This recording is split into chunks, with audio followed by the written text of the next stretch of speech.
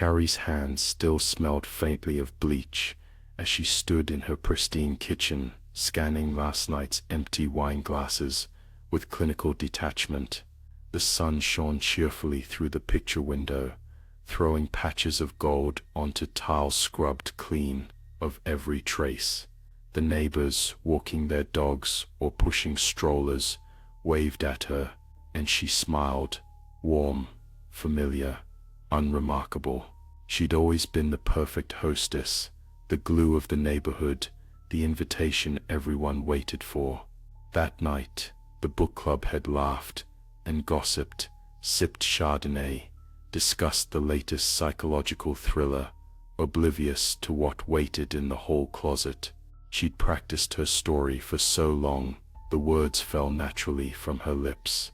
The frantic screams, the slavering voice over the phone, that imagined scrape of steel against glass. She'd conjured her stalker so completely, she almost half believed him, a specter crafted from their shared fears and midnight confessions. And it had worked. The police, the neighbors, the news all had swallowed her tale. A faceless prowler who crept in while the ladies sipped wine, who struck in the dark, leaving her barely alive. Her tears flowed so easily. She was the survivor, the lucky one. But in the daylight aftermath, the quiet was absolute and thick. Carrie drifted from room to room, touching the places where hands had once clutched teacups and laughter had risen. The club's folded blankets, the forgotten scarf draped over a chair. These small relics unsettled her more than any threat outside. Sometimes in the twilight, she thought she heard the faint echo of someone whispering her name, or the shuffle of slippered feet upstairs. They must have struggled, but she'd been careful. Icy resolve had guided her hands, firm and muffled, like a mother hushing a restless child. Still, at night, the elaborate mask she wore began to slip.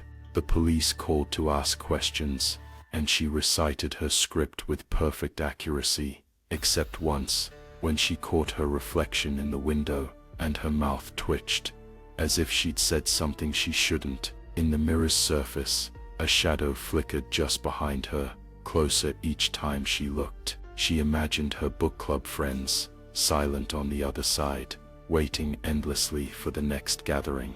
A week later, Carrie found a note in her mailbox. The handwriting was lopsided, rushed, the letters strange but unmistakable. "I know what you did." Her heart stuttered. She told herself it was a prank, some cruel child, but inside, dread uncoiled, cold and undeniable. That night, she caught glimpses in every glassy surface, a pale face, a blurred figure lurking.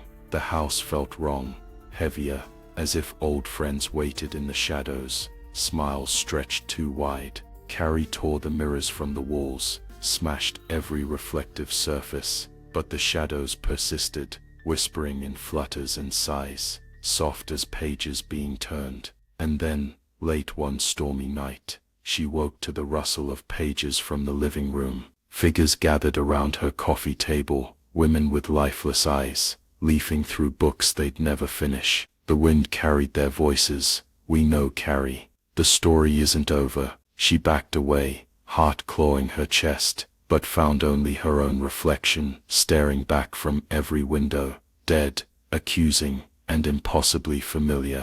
The house held her tight, and she realized, at last, the stalker she had invented would never leave. He wore her face. He waited for her, patient as nightfall, every time she closed her eyes.